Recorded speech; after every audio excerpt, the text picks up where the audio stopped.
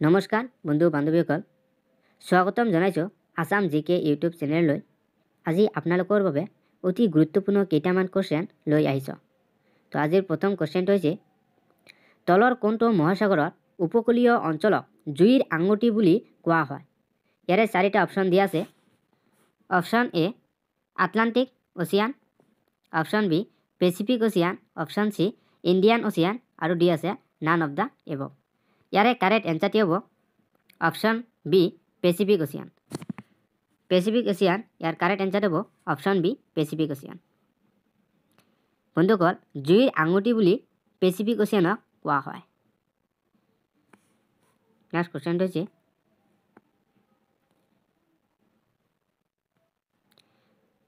বিখ্যাত বোলান পাছ কোনখন দেশত অৱস্থিত?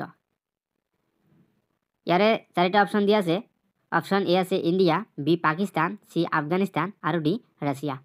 ইয়াৰে কাৰেক্ট এনচাৰটি হ'ব অপশ্যন বি পাকিস্তান। বিখ্যাত বোলান পাছ পাকিস্তান দেশত অৱস্থিত। কোনখন দেশত অৱস্থিত? পাকিস্তান দেশত অৱস্থিত বিখ্যাত বোলান পাছটো। নেক্সট কুৱেশ্যনটো হৈছে, কোনখন দেশ পূৰ্বতে চিলন নামেৰে জনাজাত আছিল? ইয়াৰে চাৰিটা অপশ্যন দিয়া আছে। চাৰিটাৰ ভিতৰত ইয়াৰে কাৰেক্ট এনচাৰটি হ'ব অপশ্যন এ। অপশ্যন এ হ'ব কাৰেক্ট এনচাৰ শ্ৰীলংকা। শ্ৰীলংকাটো হ'ব কাৰেক্ট এনচাৰ। পূৰ্বতে চিলন নামেৰে জনাজাত আছিল শ্ৰীলংকা। বন্ধুসকল, শ্ৰীলংকাক পূৰ্বতে চিলন নামেৰে জনাজাত আছিল। কাৰেক্ট এনচাৰটি হ'ব অপশ্যন এ শ্ৰীলংকা। নেক্সট কুৱেশ্যনটো হৈছে, থাইলেণ্ডক কি নামেৰে জনা গৈছিল? ইয়াৰে চাৰিটা অপশ্যন দিয়া আছে। ইয়াৰে কাৰেক্ট এনচাৰটি হ'ব অপশ্যন চি চিয়াম। বন্ধুসকল, থাইলেণ্ডক চিয়াম নামেৰে জনা গৈছিল। নেক্সট কুৱেশ্যনটো হৈছে, হো চি মিন চহৰ কোনখন দেশত অৱস্থিত? ইয়াৰে চাৰিটা অপশ্যন আছে। চাৰিটাৰ ভিতৰত ইয়াৰে কাৰেক্ট এনচাৰটি হ'ব অপশ্যন এ ভিয়েটনাম। হো চি মিন চহৰ ভিয়েটনাম দেশত অৱস্থিত। নেক্সট কুৱেশ্যনটো হৈছে, তলৰ কোনখন মহাদেশক হাজাৰ ভাষাৰ দেশ হিচাপে জনা যায়? ইয়াৰে চাৰিটা অপশ্যন আছে। ইয়াৰে কাৰেক্ট এনচাৰটি হ'ব অপশ্যন চি আফ্ৰিকা। আফ্ৰিকাত অৱস্থিত। কোনখন মহাদেশক হাজাৰ ভাষাৰ দেশ হিচাপে জনা যায়? ইয়াৰে আফ্ৰিকা মহাদেশক হাজাৰ ভাষাৰ দেশ হিচাপে জনা যায়। ইয়াৰে কাৰেক্ট এনচাৰটি হ'ব অপশ্যন চি আফ্ৰিকা মহাদেশক হাজাৰ ভাষাৰ দেশ হিচাপে জনা যায়। নেক্সট কুৱেশ্যনটো হৈছে, কোনজন মেকং গংগা সহযোগিতাৰ সদস্য নহয়?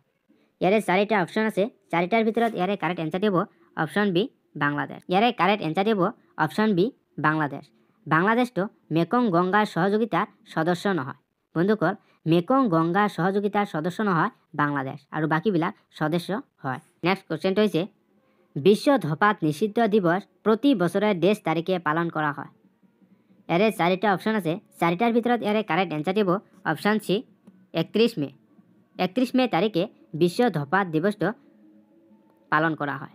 বন্ধুসকল, বিশ্ব ধঁপাত নিষিদ্ধ দিৱস প্ৰতি বছৰে 31 মে' তাৰিখে পালন কৰা হয়। নেক্সট কুৱেশ্যনটো হৈছে, এছিয়ান ডেভেলপমেণ্ট বেংকৰ মুখ্য কাৰ্যালয় দেশত অৱস্থিত। ইয়াৰে চাৰিটা অপশ্যন আছে। চাৰিটাৰ ভিতৰত ইয়াৰে কাৰেক্ট এনচাৰটি হ'ব অপশ্যন ডি মনিলা। মনিলা হ'ব ইয়াৰ কাৰেক্ট এনচাৰ। এছিয়ান ডেভেলপমেণ্ট বেংকৰ মুখ্য কাৰ্যালয় মনিলাত অৱস্থিত। বন্ধুসকল, মনিলাত এছিয়ান ডেভেলপমেণ্ট বেংকৰ মুখ্য কাৰ্যালয় অৱস্থিত। নেক্সট কুৱেশ্যনটো হৈছে, জনসংখ্যা নিয়ন্ত্ৰণৰ বাবে পৰিয়াল পৰিকল্পনা কাৰ্যসূচী আনুষ্ঠানিকভাৱে পৃষ্ঠপোষকতা কৰা বিশ্বৰ প্ৰথমখন দেশ কি আছে? ইয়াৰে কাৰেক্ট এনচাৰটি হ'ব অপশ্যন চি ইণ্ডিয়া। ইণ্ডিয়া হ'ব ইয়াৰে কাৰেক্ট এনচাৰ। জনসংখ্যা নিয়ন্ত্ৰণৰ বাবে পৰিয়াল পৰিকল্পনা কাৰ্যসূচী আনুষ্ঠানিকভাৱে পৃষ্ঠপোষকতা কৰা বিশ্বৰ প্ৰথমখন দেশ আছিল ইণ্ডিয়া। নেক্সট কুৱেশ্যনটো হৈছে, কোন চনত চাৰ্চ গঠন হৈছিল? SAARC গঠন হৈছিল কোন চনত? ইয়াৰে চাৰিটা অপশ্যন আছে। চাৰিটা অপশ্যনৰ ভিতৰত ইয়াৰে কাৰেক্ট এনচাৰটি হ'ব অপশ্যন ডি 1985 চনত গঠন হৈছিল। 1985ত চাৰ্চ গঠন হৈছিল। নেক্সট কুৱেশ্যনটো হৈছে, কোনখন দেশত তথ্যৰ অধিকাৰ আইনখন প্ৰথমে অস্তিত্ব লাভ কৰিছিল? ইয়াৰে চাৰিটা অপশ্যন আছে। চাৰিটাৰ ভিতৰত ইয়াৰে কাৰেক্ট এনচাৰটি হ'ব অপশ্যন এ ছুইডেন। ছুইডেন হ'ব ইয়াৰে কাৰেক্ট এনচাৰ ছুইডেন। বন্ধুসকল, তথ্যৰ অধিকাৰ আইনখন প্ৰথমতে অস্তিত্ব লাভ কৰিছিল ছুইডেনত। নেক্সট কুৱেশ্যনটো হৈছে, বিমানৰ ব্লেক বক্সৰ ৰং কি?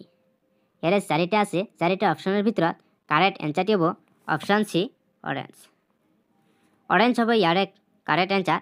ব্লেক বক্সৰ ৰং হ'ব অৰেঞ্জ।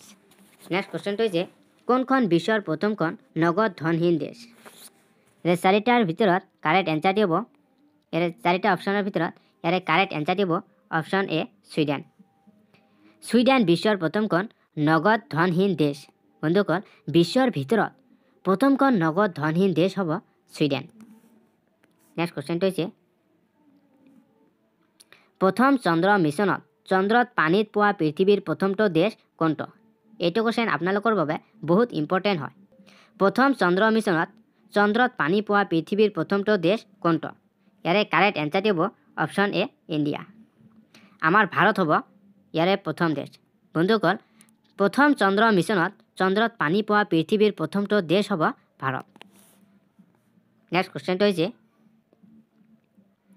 ইউনেস্কোৰ মুখ্য কাৰ্যালয় কোন ঠাইত অৱস্থিত? ইয়াৰে চাৰিটা অপশ্যন আছে, চাৰিটাৰ ভিতৰত ইয়াৰে কাৰেক্ট এনচাৰটি হ'ব পেৰিছ। পেৰিছত অৱস্থিত। ইউনেস্কোৰ মুখ্য কাৰ্যালয় পেৰিছত অৱস্থিত। বন্ধুসকল, ইউনেস্কোৰ মুখ্য কাৰ্যালয়টো পেৰিছত অৱস্থিত। নেক্সট কুৱেশ্যনটো হৈছে কোনে কৈছিল মিছৰ নীলৰ উপহাৰ? ইয়াৰে কাৰেক্ট এনচাৰটি হ'ব অপশ্যন এ হিৰডটাছ। হিৰডটাছে কৈছিল মিছৰ নীলৰ উপহাৰ বুলি কৈছিল হিৰডটাছ। হিৰডটাছে কৈছিল। ইয়াৰে কাৰেক্ট এনচাৰটি হ'ব অপশ্যন এ। উমানন্দ মন্দিৰ কোনজন ৰজাই নিৰ্মাণ কৰিছিল? ইয়াৰে চাৰিটা অপশ্যন আছে, চাৰিটা অপশ্যনৰ ভিতৰত ইয়াৰে কাৰেক্ট এনচাৰটি হ'ব অপশ্যন এ গদাধৰ সিংহ।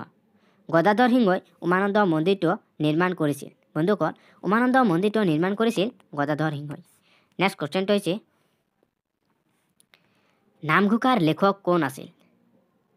চাৰিটা অপশ্যনৰ ভিতৰত ইয়াৰে কাৰেক্ট এনচাৰটি হ'ব অপশ্যন বি মাধৱদেৱ। মাধৱদেৱ হ'ব ইয়াৰে কাৰেক্ট এনচাৰ। বন্ধুসকল, নামঘোষাৰ লেখক আছিল মাধৱদেৱ। নেক্সট কুৱেশ্যনটো হৈছে কোনজন অসমীয়া লোকে বিখ্যাত দাণ্ডি মাৰ্চত যোগদান কৰিছিল? ইয়াৰে চাৰিটা অপশ্যন আছে, চাৰিটাৰ ভিতৰত ইয়াৰে কাৰেক্ট এনচাৰটি হ'ব অপশ্যন এ লীলাধৰ বৰুৱা। বন্ধুসকল, লীলাধৰ বৰুৱাই অসমৰ পৰা দাণ্ডি মাৰ্চত যোগদান কৰিছিল। নেক্সট কুৱেশ্যনটো হৈছে হিউৱেন চাঙক অসমলৈ আমন্ত্ৰণ জনাইছিল কোনে জনাইছিল? ইয়াৰে চাৰিটা অপশ্যন আছে, চাৰিটাৰ ভিতৰত ইয়াৰে কাৰেক্ট এনচাৰটি হ'ব অপশ্যন চি ভাস্কৰ বৰ্মন। ভাস্কৰ বৰ্মনে জনাইছিল। বন্ধুসকল, হিউৱেন চাঙক অসমলৈ আমন্ত্ৰণ জনাইছিল ভাস্কৰ বৰ্মন। ভাস্কৰ বৰ্মনে হিউৱেন চাঙক অসমলৈ আমন্ত্ৰণ জনাইছিল। নেক্সট কুৱেশ্যনটো হৈছে কাক বিহগী কবি বুলি জনা গৈছিল? ইয়াৰে চাৰিটা অপশ্যন আছে, চাৰিটাৰ ভিতৰত ইয়াৰে কাৰেক্ট এনচাৰটি হ'ব অপশ্যন বি ৰঘুনাথ চৌধুৰী।